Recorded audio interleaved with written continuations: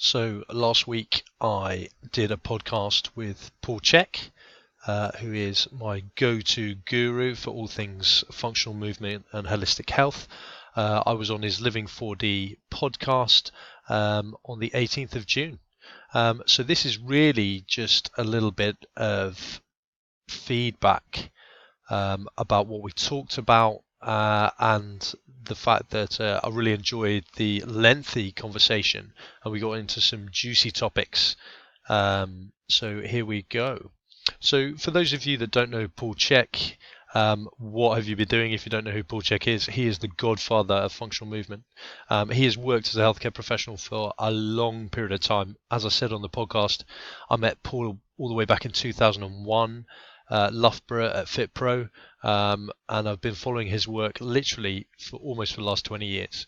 And he's really gained the momentum. He's talking about functional movement while everyone else was still bodybuilding, and he's developed his primal patterns. And now Paul talks about the four doctors. He really is an authority on all things holistic health. And the Bulletproofbodies team really salute you, Paul. So thanks for letting us be on the podcast. So how are Paul and I connected? We're both ex-military, so we have this mentality of get it done, but it needs to be done well. Pride in what we do, pride in what we've done. Paul was airborne, I was Royal Marines. Now, as we've both left the military, we're interested in optimizing the human experience. For me, it's all about extreme training. Paul's dealing with, obviously, athletes galore, from the very famous to the more specialized. We both work with athletes. Obviously, I specialize in CrossFit athletes. Paul's working with a wide range of athletes. And we're both health educators. Obviously, I'm using the Chek system because it is fantastic. It is the foundation of knowledge of which I've learned how to train my clients. And we're going to get into the Chek system in a little bit. But, there's only one Paul Chek. But I was super pleased to be on the podcast. So I've been using Paul's books. Everyone knows about how to eat, move, and be healthier. As we described that on the podcast, it's the Bible, it's the go-to. It is really about holistic health. While everyone else is talking about training or nutrition, Paul's talking about holistic health. And it's a fantastic read. It's insightful. It's well worth getting into. But one of Paul's earlier books is called Movement That Matters. And my students use this as a textbook for the course that I teach, which is the Principles of Exercise Therapy at the University of Salford.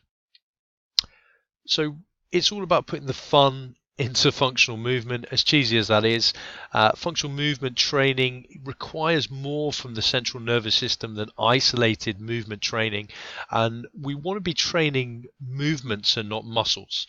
And that's where, while bodybuilding can produce some fantastic hypertrophy, that will not relate to the function of what you need to do. Imagine a particular task is like getting a book off the shelf. That's the book that I do to throw, or the book that I do to kick a ball.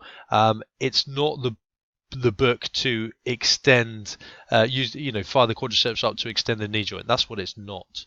So the importance of functional movement can't be underestimated, and it's combining multiple components of fitness, not just focusing on muscular hypertrophy, or be it strength or endurance. So the primal pattern system, I love this. Paul broke all basic movements down into 7 patterns. And we cover these in a little bit as well. But when we were cavemen, we would squat, we would lunge, we would twist, we would bend, we would push, we would pull. And obviously we do all 3 different types of gait, from walk to jog to sprint. But if we get into the patterns a little bit in terms of when you're a baby, the twist pattern is the very first pattern. And this is where Paul takes it to a new level. We're not just talking about functional movement. We're talking about a hierarchy of movement. So, in utero, the baby will twist it. It learns how to do that. And the first movement that it learns outside of that is to push. And that's similar to pushing something away and saying no. And then the next thing the baby will learn is to pull something towards it, as if saying yes. From there, we go on to the bending phase between 5 and 8 months. From there to the squatting phase where we're learning standing balance. From here to the lunge phase, which is an asymmetrical squat, if you like, and then on to gait. But normally it takes the human being about 9 months to a year before we learn how to walk. So walking is a motor skill. Let's not forget that. So Paul's 4-doctor principle. Obviously, as a physiotherapist, I'm excited, I'm interested in doctor movement. But we're made up of body, mind, spirit, emotions. We're made up of so much more than just muscles, ligaments and bones. So as a physiotherapist, I can probably only get somebody 25% better just using physical therapy.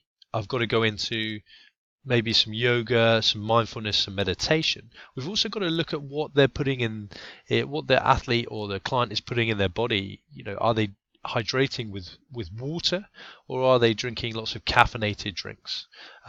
Is their food from an organic source, or are they eating lots of sweets and chocolate? And then, of course, Dr. Happiness, what is your dream? What is your goal? What do you want to do?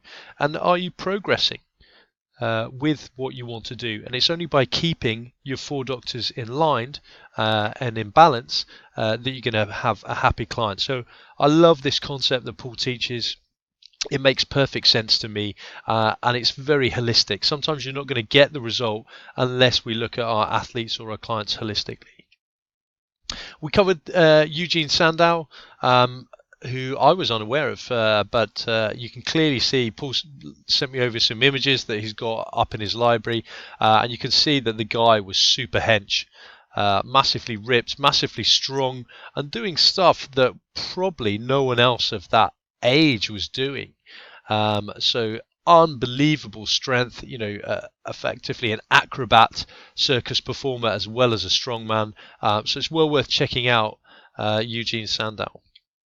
So Paul's advice on military training. Military training is, if you've been through it yourself, you just don't get enough sleep. So you've got to sleep more. If you're not sleeping, you're not healing. And getting that 8 hours of sleep a night is what everybody needs, regardless. Lots of people say they can survive on less, but you're surviving, you're not thriving. Conscious eating where possible. Obviously, if you're in the military, your food might be decided for you. You're not able to make organic food choices. And be aware of overtraining. Make sure you're training and not draining. The military has a habit of overtraining people and also under recovery. Both different things.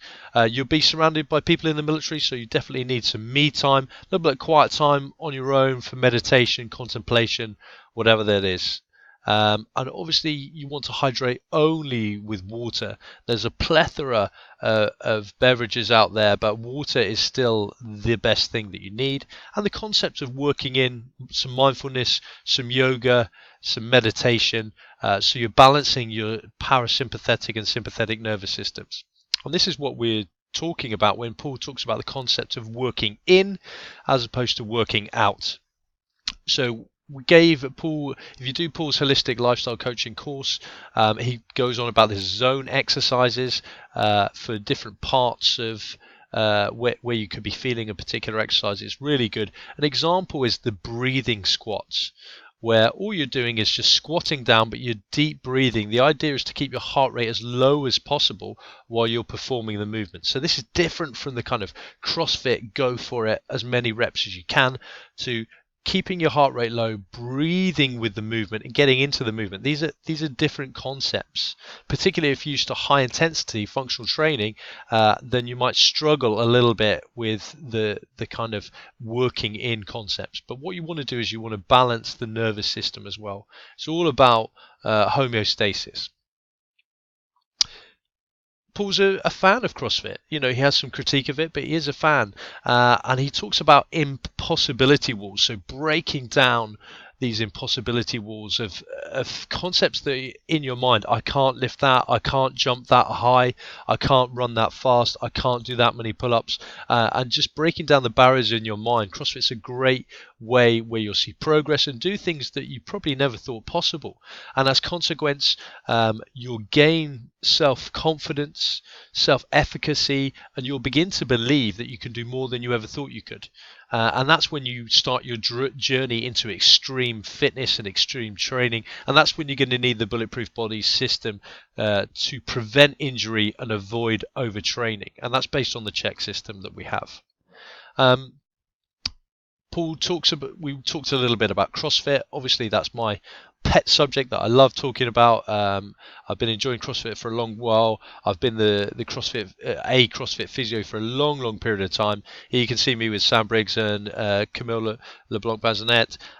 We're talking about virtuosity. When Paul was saying about the Russian weightlifting team, their first rep was as good as their last rep. It's all about keeping it clean and not chasing the reps. Be careful to not train in pain. Otherwise, you're going to introduce pain into the system, and that will give you some compensation strategies. And these will happen at a subconscious level. And then it's going to take you ages to get rid of those bad patterns. So we see this quite a lot. Be mindful about overtraining and adrenal fatigue. You'll know this simply by just feeling tired all the time. Really long time doing your warm-ups and decreases in performance. And as we said before, the working in technique as much as we work out, which is a relatively new concept, is something that's taught in the Chek system. Paul believes that there's no such thing as a bad exercise, only bad prescribers of exercise. And I would agree with that. So, for example, I know the Jefferson curl is incredibly popular for some people for helping you mobilize into flexion if you've got a stiff posterior chain, but you wouldn't give the Jefferson curl to someone complaining of lumbar flexion or discogenic associated pain on flexion, particularly if they're over the age of 35, when we can get normal natural changes to the disc. So it's just being mindful of things like that. We finished by talking about women in the infantry. Paul is very pro women going into the infantry. He's excited about new concepts of sport and women going into different sports. Currently, the World Cup football or soccer, if you're in the States, is on at the moment, and we've seen some fantastic athletic performances. Almost a different sport from the guys' sport, and it's great to see it getting coverage. And I was out at the park at the weekend, and for the first time I see lots of girls playing football, and that can only be a positive thing. We also talked about women's natural ability to multitask. We're all having to learn how to multitask in this complex, dynamic, and constantly changing world of which we live. So women in the infantry, Paul thinks is a good thing. So really some take-home messages from the podcast. We want to make sure that we're not training with pain, and the Bulletproof system will make sure that you stay injury-free and just give you some knowledge so that you know pain, K-N-O-W, no gain. Virtuosity, CrossFit talks about this already, making sure that your reps are good.